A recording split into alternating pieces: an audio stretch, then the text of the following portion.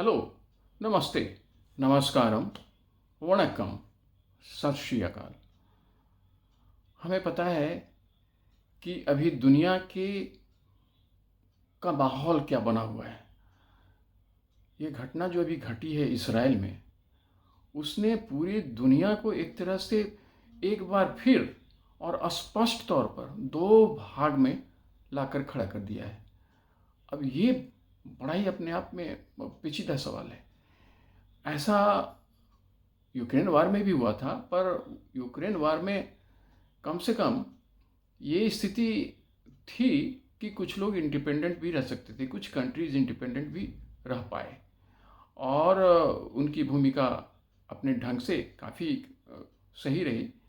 परंतु यहाँ स्थिति कुछ अलग दिख रही है और इसकी वजह से काफ़ी कुछ गड्ढमड्ढ होता हुआ सा दिख रहा है। इज़राइल में जो ये अभी जो घटना घटी है, जो वहाँ वार चल पड़ा है, मोसाद के बारे में लोग कहते हैं कि वो इतना पावरफुल ऑर्गेनाइजेशन है, फिर भी वो कुछ बता नहीं पाया कि वहाँ क्या होने वाला है।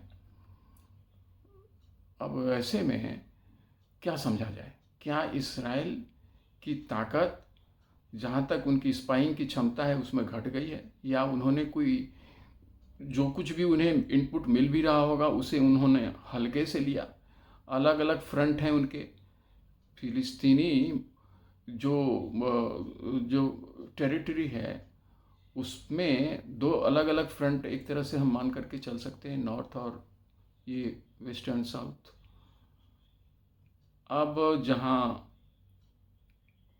हमास की ओर से जो ये जिसे माना जो अटैक हुआ है, उसने सबों को बिल्कुल हिला करके रख दिया है, इसलिए कि ये सोचा नहीं जा सकता था कि ऐसा होगा। अब इसके क्या परिणाम होंगे? अब हमें पता है कि देखिए, ऐसा है कि जो पूरा ग्लोबल और जियो पॉलिटिक्स है, वो बाय एंड लार्ज तो दो खेमे में पहले से ही थोड़ा थोड़ा आ ही चुका था यूक्रेन को लेकर के। मल्टीपोलर वर्ल्ड की बात हम तो करते रहे थे, लेकिन एक बार अब मल्टीपोलर से फिर हम बाहर निकलने वाले स्थिति में देख रहे हैं पूरे विश्व को। और जब ये इसराइल का मामला आया है, तो फिर वेस्ट ने जो स्टैंड लिया है वो इन कॉन्ग्रुएंस विथ यूक्रेन है। थोड़ा तो दिखता है, पर थोड़ा नहीं भी दिखता है, क्योंकि जिस इशू को लेकर के वे लोग अभी इसराइल के साथ हैं, वो तो बहुत इम्पॉर्टेंट है, उस पर तो कोई दो राय हो नहीं सकती है। परंतु क्या वे इसी इशू को लेकर के भारत के साथ भी खड़े होंगे? और खड़े हुए हैं। अभी कनाडा के साथ जो भारत का संबंध इधर अचानक बिगड़ा, वहाँ के प्रधानमंत्री ने जिस तरह की बातें को रखी, सीधे सीधे भारत के सरकार को उन्होंने बिल्कुल जिम्मेवार ठहराया। वहाँ हुई जो निजर की मौत थी, उसको लेकर के, तो फिर वहाँ तो इनके खुल करके भले ही ना कहें, परंतु बाय एंड लार्ज वो कह तो यही रहे हैं कि आप कनाडा से हिसाब किताब ठीक करो।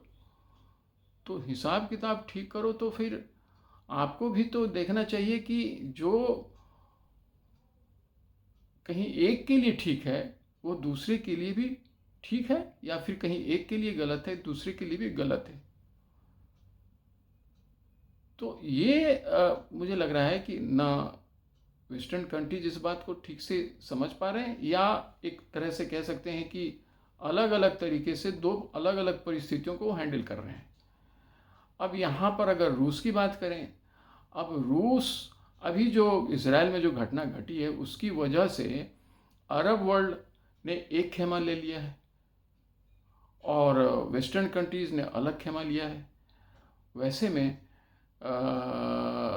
रशिया और चाइना अभी भी बहुत क्लियरली उसने कुछ अपने कुछ प्रस्ताव रखने की वह योजना बना रहा है, परंतु ऐसा कुछ क्लियर कट उसने भी ऐसा उस तरह से नहीं कहा है जैसा भारत ने कहा और देशों ने कहा, यूके ने कहा, अमेरिका ने कहा, ऑस्ट्रेलिया ने कहा, इन सब देशों ने कहा।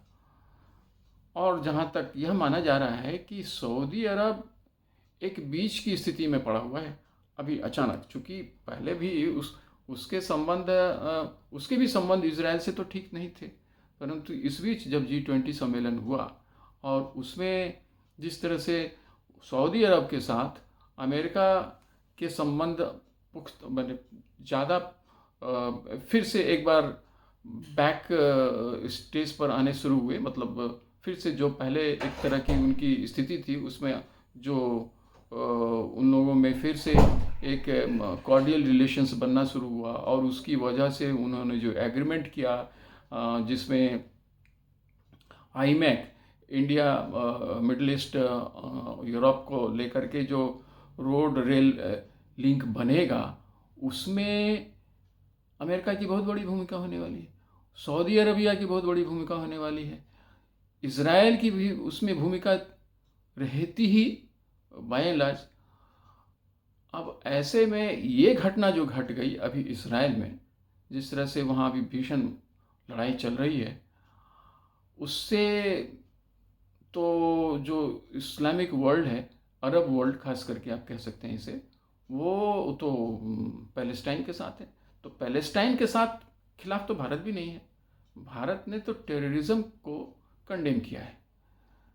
तो अब यहाँ पर यह मानना पड़ेगा कि क्या अगर अभी तो भारत की चर्चा है नहीं, इसलिए मैं चूँकि ग्लोबल पॉलिटिक्स की बात कर रहा हूँ, तो वहाँ किस तरह से चीज़ें अब क्या कर सकती हैं।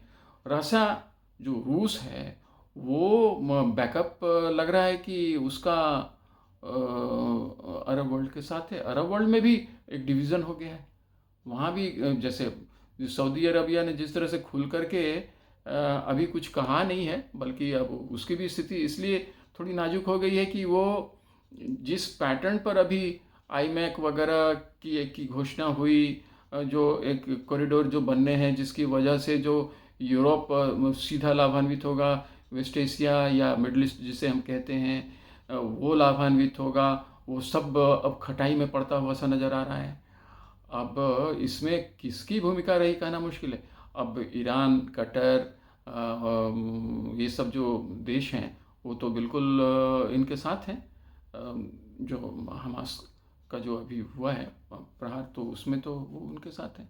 अब वहाँ किस तरह से स्थिति आगे जा कर के बनेगी। अब माना जा रहा है कि ये लोग अब रसा में इस तरह की कोई बैठक होनी है जहाँ रसा अब क्या स्टैंड लेता है। ऑब्वियसली चूँकि वेस्ट के अलग ही उसे भी जाना है, क्योंकि वेस्ट ने उसे काफ़ी परेशान भी किया है और उसने भी वेस्ट को परेशान किया है। तो वैसे में क्या होना है, ये एक इम्पॉर्टेंट सवाल है। और भारत के लिए ये बड़ा ही कॉम्प्लिकेटेड हो गया है कि हम यूक्रेन में जिस स्थिति में हम बिल्कुल साफ साफ हैं, यहाँ भी इस जगह तो हम साफ साफ हैं, लेकिन अब ये मसला जब और आगे भी बढ़ेगा तो फिर क्या होगा। यूएई अभी तो बिल्कुल बाय एंड लार्ज वो भी एक तरह से न्यूट्रल है, या कहिए कि थोड़ा पॉजिटिव ही है इस साइड में, यूएसएस के साइड में। तो अब ये सब है। ऐसे में मुझे लग रहा है कि थोड़ा ज़्यादा इस पर विचार करने की आवश्यकता है।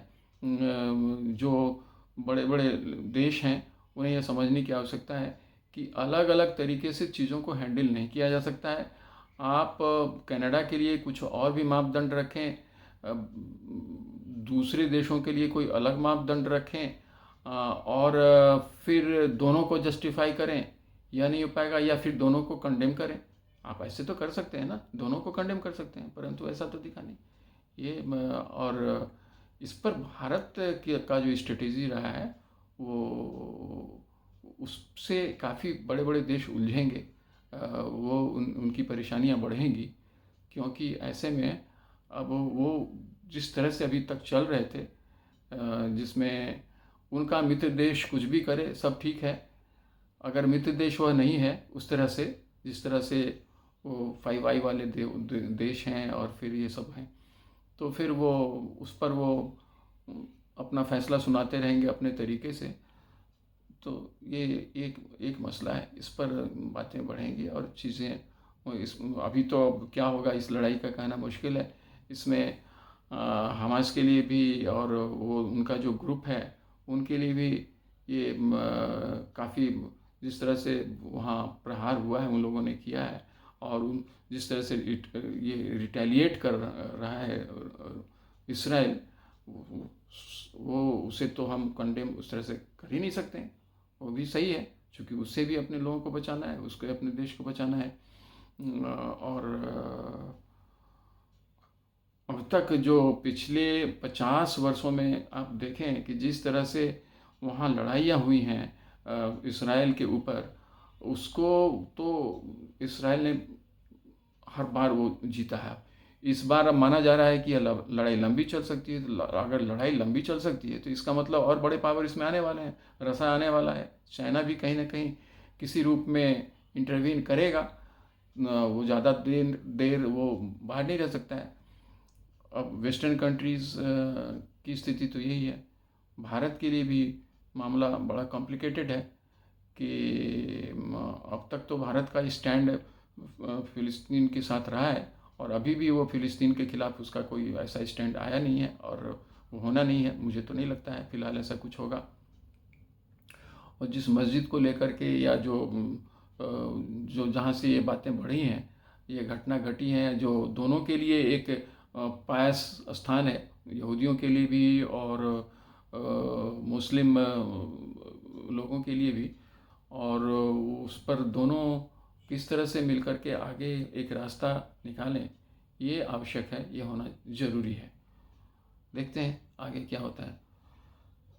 अगर आप मेरी इस आकलन से सहमत हैं तो please subscribe my channel, like my channel and share my channel. This geopolitics जो हमारा चैनल है, इसके बारे में आप लोगों को और जानकारी दें, शेयर करें, सब्सक्राइब करवाएं। Thank you. जय हिंद।